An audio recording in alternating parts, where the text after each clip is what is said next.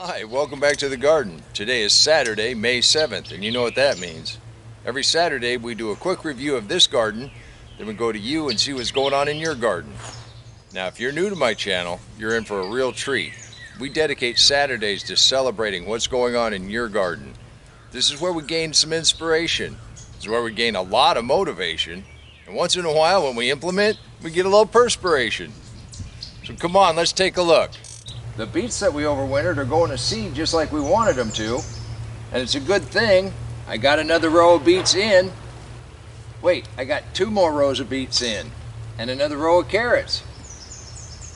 They seem to make it through that 8 inches of rain pretty easily. And actually this ground is pretty good for this little 4-wheeler.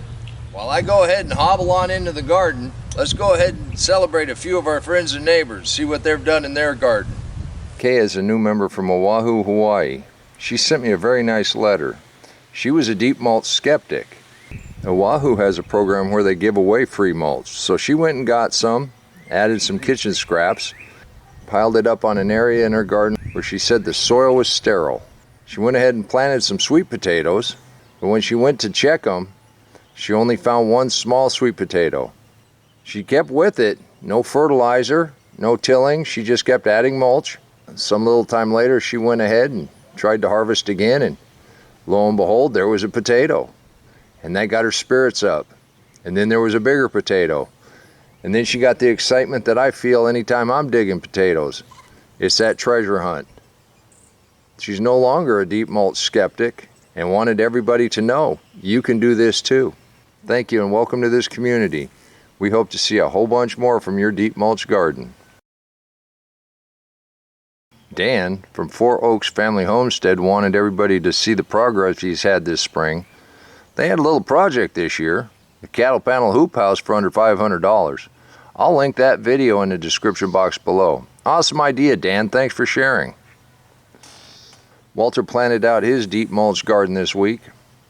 When this gets rolling, it's going to be full of beautiful fresh fruit. Walter's very creative when it comes to trellising and has increased his production area by a factor. Thank you for all the great ideas, Walter. Mike and Linda's deep mulch garden speaks for itself. Wow, that's some incredible growth in a week. We cannot wait to see piles of tomatoes and squash.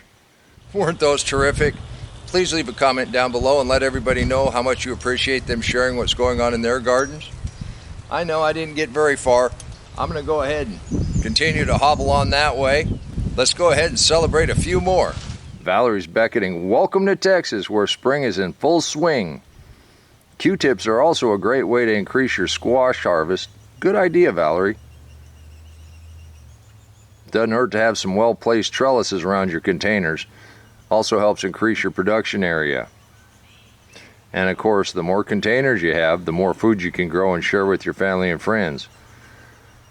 Thank you for being a continuing source of inspiration to all of us.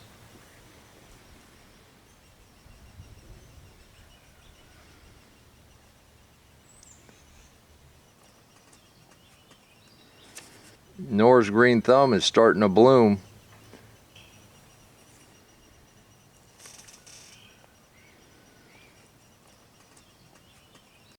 Nora, thank you for your colorful contribution to this week's episode.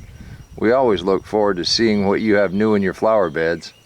Denise also has a wide variety of bags, tubs, raised beds, and several other space-saving and production-extending ideas.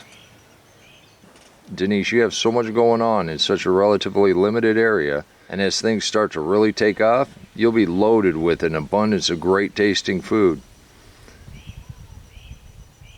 Thank you for all the great ideas and continued inspiration. Virginia showed us the carrots that she overwintered, and she started to thin them out. Boy, those look tasty. Thank you. Well, it looks like 1 set of corn, a couple sets of beans have come up. Now the cowpeas I would have thought would have been up by now. A little disappointed there. Got some spinach coming up, and a nice little row of beets right there. All right, while I hobble on down to the next patch, let's go ahead and celebrate a few more of our friends and neighbors. Donald is new to this community. Your raised beds are going to be awesome. Donald, thank you for sharing and welcome to this community. Jen has some beautiful spring color for us. Plums are in full bloom.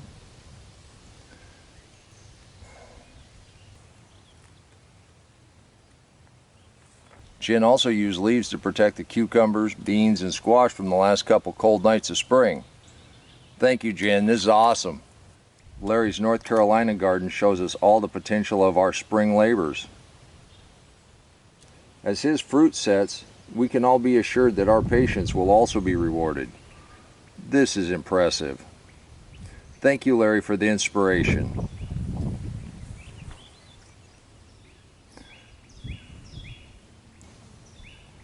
Art's overwintered hot peppers, they haven't missed a lick.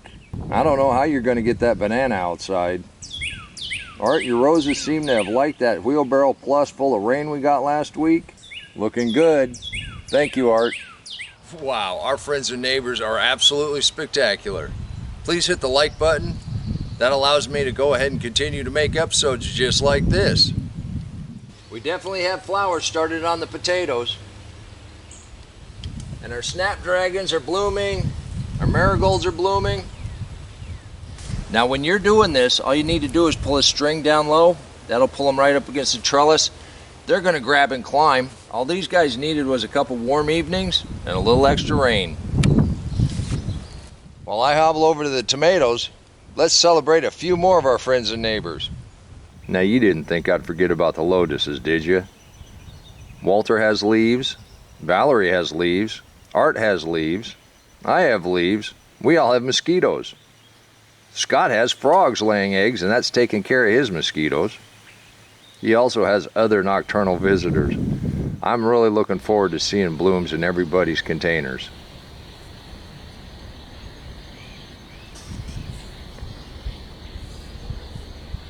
Anybody worried about that okra I planted sitting on the scooter? They're doing just fine. Now, if you'd like to become part of this community, let us celebrate what's going on in your garden, just email me at waylandsmalley5@gmail.com.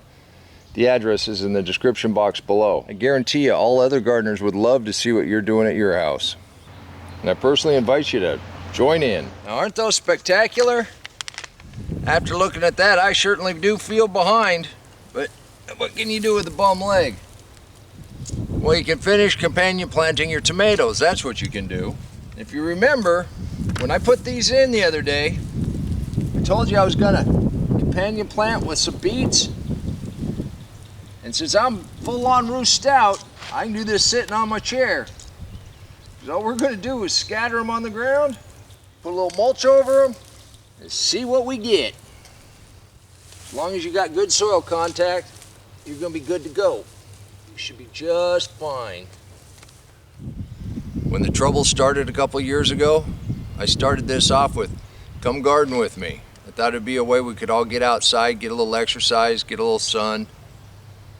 Then it morphed into a garden review and you, so we can celebrate what's going on in your garden. I stumbled upon this because I didn't want to weed, and I thought folks might appreciate that.